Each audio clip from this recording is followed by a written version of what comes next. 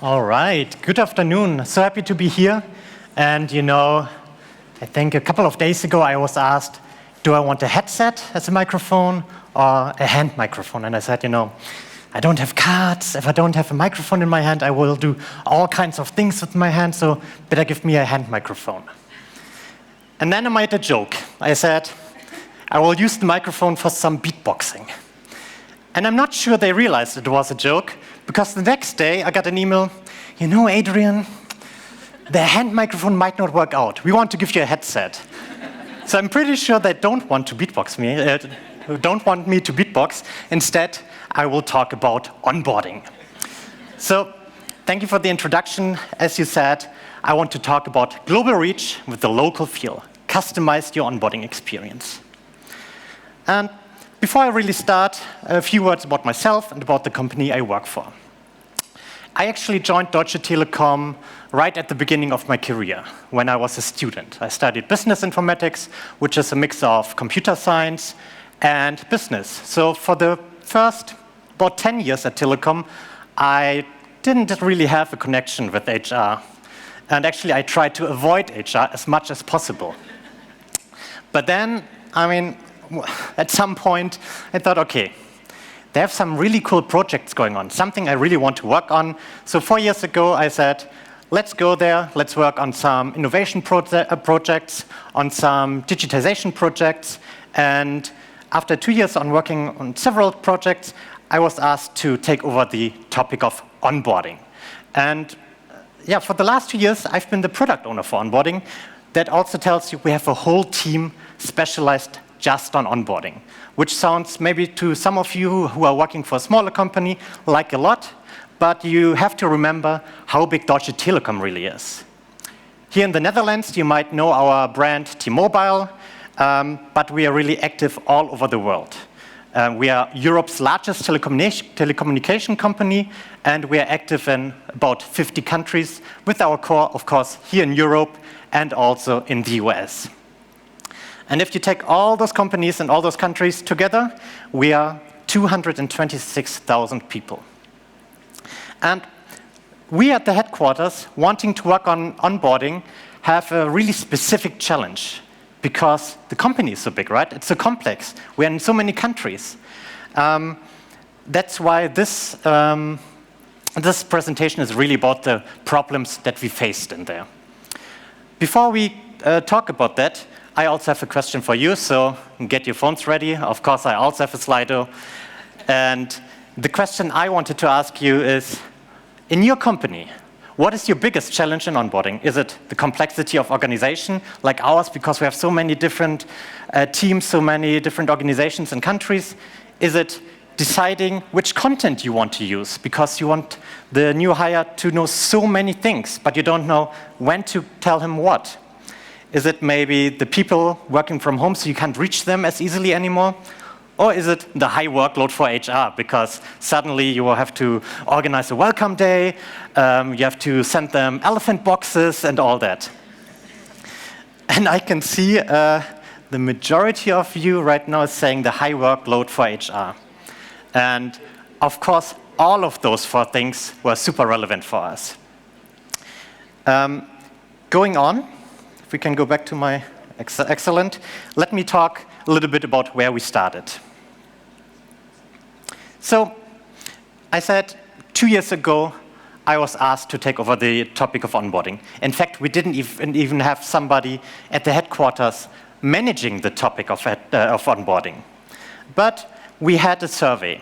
And in this survey, we asked managers, employees, and everyone else 2 questions. One, for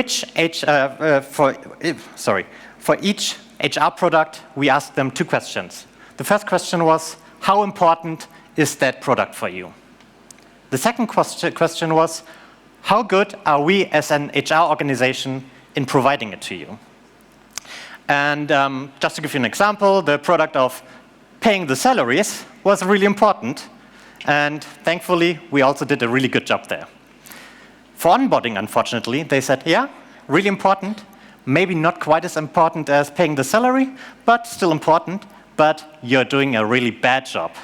So we knew, okay, we have to do something. We have to get active there. Then we quickly realized we also have a massive gap when it comes to pre-boarding. This time between signing the contract and the first day. We already heard about that a couple of times today. We're not doing anything there, and I could do the full session just about pre-boarding. That's how important I think it is. And the third factor coming in back then was, well, COVID. Suddenly we couldn't do all the same things that we used to do in person in the office. So we really had to restart, to rethink the whole onboarding process. What we did is, we did a lot of workshops. We did a lot of interviews. Interviews in Germany, outside of Germany, with interns, with managers, with executives, with somebody who has worked for Telekom for more than 10 years, everything. And I'll be honest, for 90% of the results of those workshops, I could have said it right away, without asking anybody, because it's so obvious, right? But sometimes it's about those 10%. When I'm in my ivory tower at the headquarters, and I don't understand what's going on in Croatia and Telekom shop. Or maybe it's something that I think I know, but I'm actually wrong about. So those 10% can really make a difference, and that's why we were really happy to do all this fundamental work, to really ask the people again, what is important? And a little other advantage also comes into play, you know? When I'm discussing onboarding with, I don't know, the business partner in Croatia, and she has an opinion and I have an opinion. And it's really difficult because she's saying, hey, Adrian, 4 years in HR, seriously, you don't know anything. It's hard to discuss. But if I can say, hey, we asked 20 people in your organization and they all say we should do it this way, then it's really hard for her to defend her opinion.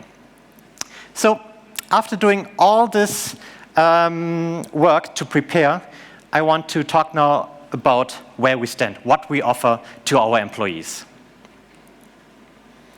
And first and foremost, we wanted to make a change, going away from onboarding as a process, something that you have to do, just giving them their laptop, their company ID, and then let them just work.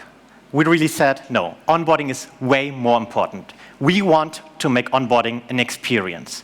We want our people, when they go home, when they get asked from their family, from their friends, so how was your first day? How was your first week at Telekom? We want them to be proud. And of course, that's nice marketing. That's nice. That's great. But what, especially for me personally, what I think is so important about onboarding, that will really lead to a long-time motivation if you are proud to work for this company. If you don't have your laptop, if nobody's talking to you, you're not proud. If you're proud, it will really motivate you long time. Looking at the 3 pillars that we are offering from the headquarters, we have information, integration, identification.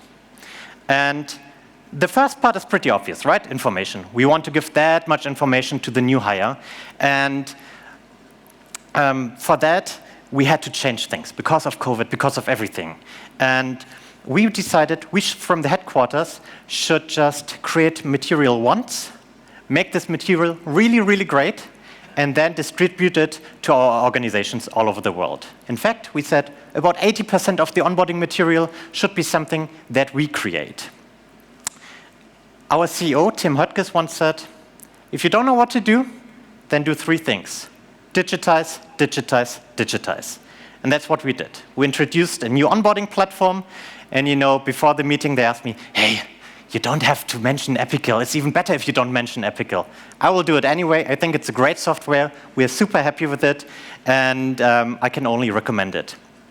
So we have this new onboarding platform, and it is a really great way to give all that information to the new hire because it's not all in one day. We can give it to them over a period of time. Great.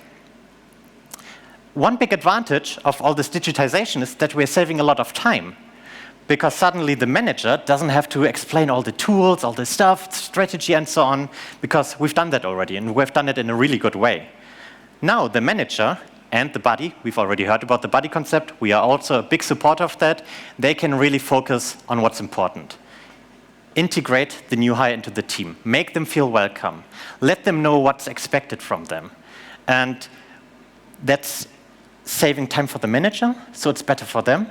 And it's also saving time for the HR people. And we just heard about how many of you would like to have some work reduction when it comes to onboarding. So digitizing really makes a difference there. So we have our new hire. They have all the information. They integrate it into the team. They feel great. But one thing is missing. And we call it magenta spirit. That you really feel motivated, that you feel part of the team, that you want to make a difference. And for that, we came up with something that we called virtual onboarding event. In fact, that's something that we did today. Today, we invited 3,100 people from all over the world, from all of our organizations, to a new event. And at this event, we have not some boring moderators like me, because I'm here. We have 2 of our board members welcoming them. Last time we had our CEO welcoming them, and what's so great about it is that our board members really come and say, hey, thank you for joining Deutsche Telekom. We appreciate it. You could have gone anywhere else. You have great talents. And we at Telekom, we have big, big plans. We need you. We want to follow this vision, so please join us. And I always love to read the feedback that we get after these events, and everybody's feeling so motivated. So it's great, I think, how our board members are doing it, but the onboarding event is also great for another reason. We really use it for networking. And since we have members or new employees from all over the world, we suddenly have a virtual chat room in which we have somebody from Singapore talking to somebody from Czech Republic, talking to somebody from the Netherlands, talking to somebody from China, I don't know. And maybe some of those connections get lost quickly. But sometimes they stay, and I'm a big advocate of networking. All of you know how important it is, and that can be really your first step to have an international network. So that's what we did. That's what we're happy about, but it wasn't all easy because we have this complex company. So let me talk a little bit about the challenges that we faced. That's our telecom T, usually in magenta. If you see the magenta somewhere else and it's not ours, please tell me so we can sue them because we have trademarked it. But seriously, that's our brand. And why is that a problem? Because we don't have the same brand everywhere. So let's go to Hrvatski Telekom, Croatia. I mean, not Deutsche Telekom, probably they don't want to use that name. It's a German word, okay, but it's still magenta, it still says Telekom, fine. Next one, Slovak Telekom, but a little bit less of magenta, but you can kind of tell it's still the same company, right? T-Mobile, at least it's magenta, right? And we have the T. Same thing, T-Systems. So I guess when we create our materials, we can kind of use the same branding material, but what the heck is that? Ote? Blue? Completely different. And it's not a small company. It's our Greek subsidiary. Great colleagues, great company, but different color, different name. And suddenly, when we create our material, we can't make everything in magenta anymore. We can't talk about telecom anymore all the time. So, not so easy. I told you we are in 50 countries. We might not have 50 languages, but we have a lot. And we recently started to work on the onboarding in Mexico. And I said, hey, great. We have already an onboarding project in Spain. You can use the same materials. You can use the same stuff. And they told me, our Spanish is different. I said, okay, well, we'll figure it out. Of course, there are more differences. There are differences in the business. We have people who work in a shop. We have people who sit at home in front of 5 large screens who are cloud architects. We have people outside building 5G antennas. And having the same onboarding for all of them, not so easy. Last but not least, we also have a wide variety of IT systems. Because let's be honest, most of those companies were bought over time, and back then they had their own IT systems. So when I come to them and say, hey, you in Montenegro want to join our great onboarding platform? And they say, okay, how does it work with IT? And I say, we have a sweet IT integration. It all works flawlessly. It's easy. You don't have to do any work. Then I have to realize, they're using their own IT system. They don't use our central IT system because they haven't migrated it to it yet. So even more problems for us. And if you have to talk to all those organizations, we can't go there and say, we are the big headquarters. You use our onboarding because we tell you so. Unfortunately, it's not like that at all. I really have to go to every organization, talk to the business partner, talk to the CHO and say, hey, we have this new onboarding project, we have this, we have this, we have this, it's really great, and we have to convince them. And that can be pretty difficult sometimes, especially at the beginning. It was hard for us to tell them why they should do yet another project coming from the headquarters. They were already annoyed with all the stuff they have to do for us. So another challenge. So many challenges, and I tried to boil it down to 3 solutions. 1, sounds pretty easy. Have the best product. If your onboarding process, if your onboarding platform is that good that they say, shit, it's so much better than ours, we have to do it. If we don't do it, everybody will ask us, why are we not adapting it if we have such software, if we have such processes available? And the second and third thing is this important balance. The balance between synergies, standardization, and customization. And we always try to standardize as much as possible. Because the more we standardize, the easier it will be for our organizations. The more we standardize, the less they have to create on their own. Because they don't have to create material again about our IT tools, about our strategy, and so on. But especially in those conversations with the HR people, we also said, hey, we know we are at the headquarters. We know we are sitting in Germany. We know we don't fully understand your business. So we always said, we will allow you to customize it when you have to. And knowing that they have this freedom really made a difference because they knew that they have the freedom to decide what they want to change. Looking back at the problems that I just was talking about, Spanish, for example, right? We came to an agreement that we said, maybe we can find some form of Spanish that works for both countries, that none of them feels offended. Maybe we can leave out those Mexican terms that nobody in Spain understands. And suddenly, more standardization. Great. Or all those brands that we saw on the screen. Just in one example, in Hungary, we have 3 companies, different names, but they all kind of work together and same onboarding. But they sign the contract at one of those 3 companies. So what do we do? And the way we solve this is to say, okay, most of the onboarding materials and most of the processes, we really try to avoid to name the company. Sounds a bit silly, but this way we can standardize even more because, again, it's the same process for most of the part. All right. And the last point, IT systems that I want to make. I told you, IT systems, it's a hassle. If you're doing anything with IT systems in HR, you will know what I'm talking about. And obviously, it's something we can't solve, but it's something that we can use as a little lever to tell them, hey, if you change to our central global HR system, then we will have a sweet, sweet IT integration for the onboarding waiting for you. So maybe think about it. Going on,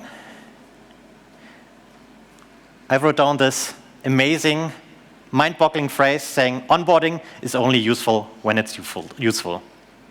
What do I mean with that? I said we have different target groups, interns from school who are only coming for 1 week, up to executives, and everything in between. And we want to use the same process, the same platform for everything. We have cultural differences. For example, in Germany, well, let's start with Croatia. When I go to Croatia and say, hey, we have the hiring managers, and the hiring managers need to do A, B, C to make a great onboarding, they will say, okay, we will tell the hiring managers, they will do it. Doing the same thing in Germany, they're like, oh, the poor German managers, they're already so busy, and they know better anyway. I don't know, let's make it optional and maybe not even tell them. So completely different culture, right?